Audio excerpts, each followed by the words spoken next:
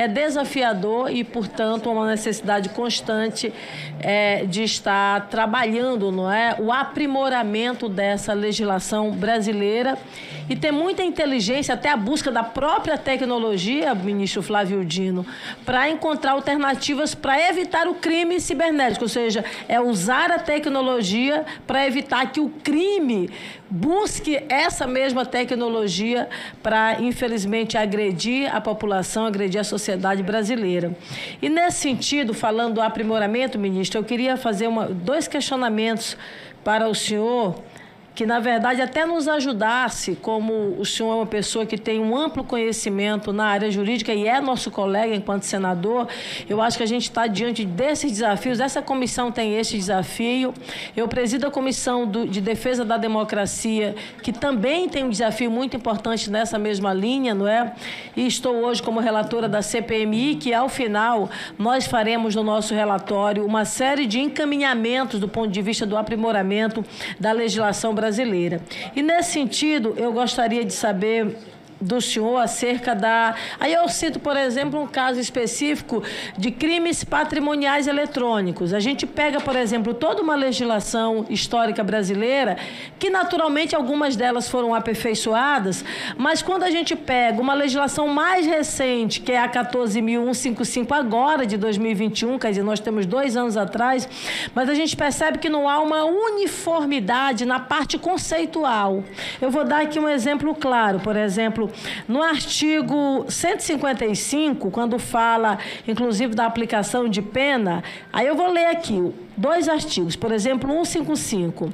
Ele diz o seguinte: a pena é de reclusão de 4 anos a 8 anos e multa se o furto mediante fraude é cometido, aí vem, por meio de dispositivo eletrônico ou informático conectado ou não à rede de computadores.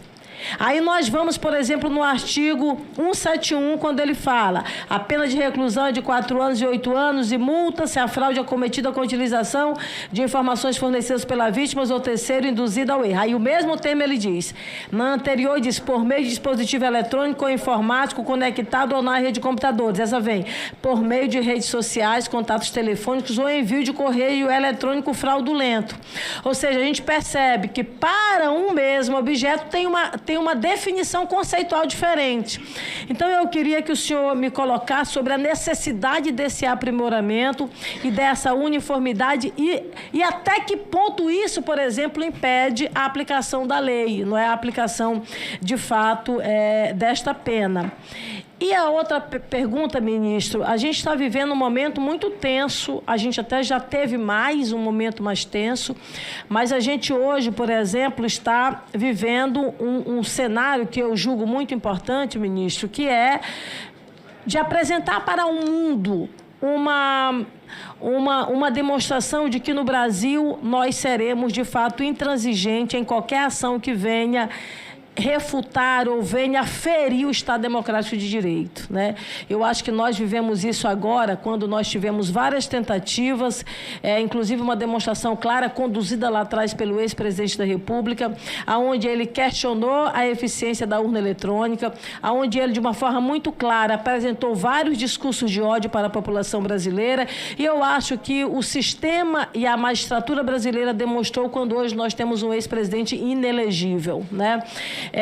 Mas, ao mesmo tempo, nós tivemos, por exemplo, o 8 de janeiro, onde ele foi, eu diria, alimentado, sobretudo, por uma milícia digital, onde ele foi alimentado, sobretudo, por essa tentativa, na verdade, de proliferação de fake news, enfim, uma série de outros elementos, ou seja, se busca de todas as formas se desconstruir o Estado Democrático de Direito. Então, para esse ponto específico, eu queria que o senhor nos deixasse aqui nesta comissão, a seu ver, qual é o melhor instrumento que nós teríamos hoje para combater essa milícia digital. O que a gente, do ponto de vista efetivo, precisamos fazer na mudança da legislação brasileira? A gente já evoluiu, mas se o senhor pudesse nos dar um ponto mais central. Olha, eu acho que a gente precisa caminhar nesse sentido, o Congresso Nacional precisa evoluir nessa área para, de fato, reduzir o avanço da milícia digital. A senadora Zenaide alude a Rui Barbosa, né, outro nordestino,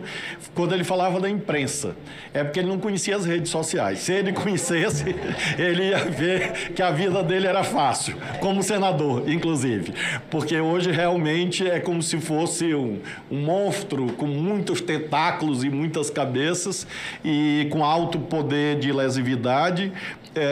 E creio mesmo, senadora Zenaide, que o Congresso Nacional é o espaço fundamental para tratar disso, imprescindível, inafastável. O que nós podemos fazer, temos feito. Algumas portarias muito cuidadosas, no caso da violência contra escolas, e também acordos com as plataformas. Aí a secretária Estela está à disposição da comissão para mostrar esses acordos. Fizemos acordos com a Meta, fizemos acordos com a Discord, com a rede que matou o passarinho, né, que é o Twitter, e que agora é X. Nós temos assim, um entendimento, um diálogo, e em algum momento, presidente, nós podemos detalhar cada um desses acordos, porque são caminhos importantes para não haver o que a senadora Zenaide mencionou, da distorção desse gigantesco poder que as plataformas e as redes têm. A senadora Augusta mencionou um tema que me é muito especial, também é um tema muito especial o senador Rodrigo Cunha, sei disso porque ele esteve comigo, que é o da violência contra as mulheres. E especialmente da violência política contra as mulheres. E aqui vem uma perplexidade. Há semanas circulam nas redes sociais mensagens falando em estupro corretivo. Ninguém está vendo isso. Eu digo os moderadores de conteúdo, os filtros, os algoritmos. Existe estupro corretivo? E isso está há semanas circulando contra vereadoras, deputadas estaduais, deputadas federais, senadoras, prefeitas, ameaçando essas mulheres de estupro corretivo.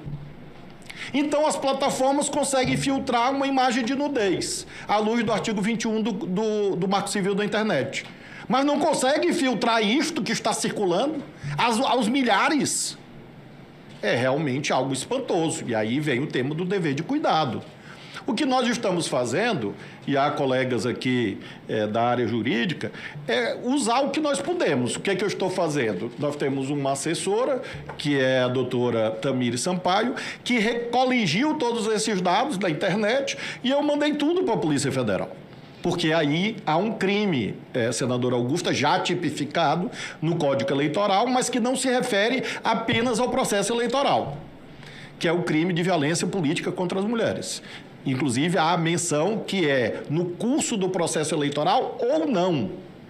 Então, nós estamos enviando à Polícia Federal para que haja uma ação de investigação dessa indústria que afasta mulheres da política. Eu conheço casos, e os senhores e as senhoras conhecem, de mulheres que são eleitas e não aguentam o nível de violência contra elas. As senadoras sabem disso, todas as mulheres sabem disso. E essa violência, o senhor conhece, senador Rodrigo Cunha, eu lamento que o senhor conheça, como conhece tão profundamente, é muito mais pronunciada contra as mulheres, porque vai para o terreno das famílias, o terreno da violência sexual, ameaça matar os filhos, as filhas. É assim que se afastam talentos da política e se desestimulam mulheres a ingressar na política. Eu tenho 4 filhos homens, não tenho, portanto, a vivência familiar de ser pai de uma menina. Mas hoje, se uma menina chegar para um dos senhores e disser quero ser política, eu tenho certeza que os senhores vão ponderar. Vão ficar orgulhosos, claro, eu imagino, vão estimular, mas vão ponderar. Minha filha, se prepare, porque você vai ser chamada e eu não vou declinar os termos. Disso, daquilo e daquilo outro, no mínimo. No mínimo. Então, realmente, é um tema de elevada magnitude que a senadora Augusta traz, e eu dou essa notícia, senadora Augusta. Há um inquérito policial instaurado na Polícia Federal Por que na Polícia Federal? Porque o artigo 144 da Constituição diz que quando um crime tem repercussão interestadual, que é o caso, porque é uma rede, as mensagens são padronizadas. As mensagens falando em estupro corretivo são padronizadas. Ou seja, é uma indústria. Esse direito digital, ele tem a responsabilidade, daí a imperiosa urgência em você regular isso. Porque isso não sou eu que estou falando. O próprio Código Penal, ele estabelece no artigo 13 que o resultado de que depende a existência de um crime somente é imputável a quem lhe deu causa. E aí ele prossegue. Considera-se causa a ação ou omissão, sem a qual o resultado não teria ocorrido. E por que eu falo da responsabilidade dessas plataformas aqui, quando ela fica numa conduta extremamente permissiva e omissiva? Porque ela funciona ali como uma função de garantidora. Também prevista no artigo 13, parágrafo 2º, da linha A, quando diz que a omissão é penalmente relevante quando a gente tenha por lei a obrigação de proteção, vigilância e cuidado. Então, é necessário que nós tenhamos a percepção de que se sua opinião fere, dói, machuca, mata, você não tem liberdade para expressá-la. É simples assim. Porque nós vivemos sob o império de um Estado democrático de direito. E digo mais, ministro, com todo respeito aos colegas que pensam de forma diferente. Todo esse ataque à democracia, todo esse comportamento permissivo que vai, muito bem o senhor pontuou, no segundo crime doloso contra a vida, porque nós temos 4 crimes dolosos contra a vida, que é a figura do artigo 122, do induzimento, instigação, auxílio ao suicídio ou automutilação, ela tem a sua responsabilidade ali elencada e explícita quando ela permite a veiculação e nada faz sobre aquilo. Agora, é necessário também que nós, legisladores, tenhamos a percepção de que muitas vezes nós nos omitimos naquela que é uma função constitucional nossa, que é legislar. Então, eu vejo colegas que vêm falar e reclamar de um pseudo-ativismo judicial, mas o que eu reflito é o que faz o Supremo, e essa não é uma prerrogativa apenas do país, mas das Supremas Cortes no mundo, agir. É uma garantia constitucional, expressa no artigo 5º, item 35, quando diz que a lei não excluirá da apreciação do Poder Judiciário lesão ou ameaça ao direito. Então, ora, se nós, legisladores, que fomos eleitos num poder majoritário, não exercemos nossa função de legislar, daí a nossa omissão, alguém vai ter que dizer o direito. E aí entra em cena a função das Supremas Cortes, que eu reputo e faço aqui uma fala, que as Supremas Cortes no mundo têm 3 funções. É uma função contramajoritária, que ela pode invalidar leis quando fere a nossa Constituição Federal, a exemplo das declarações de inconstitucionalidade. Ela tem uma função que eu reputo uma função iluminista, e uma função representativa. Às vezes nós não dizemos e editamos leis ao seu tempo e à hora, aí entra em cena o artigo 5º, item 35. Mas essa função iluminista de empurrar a história para o rumo certo. Eu lembro aqui, ministro, não querendo me alongar, mas a Suprema Corte dos Estados Unidos, em 1954, ela, que é um poder contra-majoritário, ela teve uma posição fundamental iluminista quando proibiu a segregação de crianças negras nas escolas públicas. Depois nós tivemos uma decisão da Suprema Corte da África do Sul, que aboliu a pena de morte em qualquer hipótese. Em qualquer hipótese. Ou seja, contrário a uma decisão majoritária. Ela empurrou a história para o rumo certo. Porque está em jogo o princípio da dignidade da pessoa humana. E nós temos uma Suprema Corte de Israel, quando aboliu a tortura em qualquer hipótese, inclusive nos condenados pela prática de terrorismo. E aqui no Brasil, eu falo de uma função iluminista da nossa Suprema Corte, que é muito cara na minha vida, que quando autorizou e reconheceu a união homoafetiva no Brasil. ela empurra a história para o rumo certo. Ela tem um caráter iluminista, ela tem um caráter representativo, ela tem um caráter contra-majoritário. Então, falar que há um ativismo judicial, antes nós temos que fazer uma reflexão de qual é a nossa inação, qual é a nossa omissão de não dizer o direito e aplicar ou editar leis que têm que ser regulamentadas pela via adequada, que no caso é o poder judiciário. E quando eu vejo que algumas pessoas, inclusive parlamentares, falam que não há responsabilidade, eu volto a falar, o embasamento já existe determinação legal.